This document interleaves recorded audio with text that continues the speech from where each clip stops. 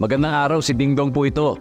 Tagbagyo na naman, kaya tara samahan niyo kong i-remind ang mga kababayan nating magsasaka at mangingisda. Say aha.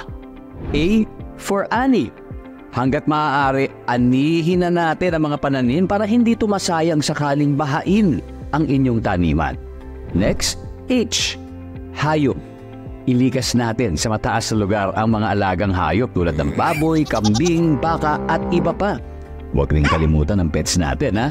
At A for alon. Paalalahanan ang mga kapamilya nating mangingisda na huwag na munang pumalaot. Say it with me. Aha. Para safe ang lahat sa panahon ng sakuna. #panatag ang mayalak.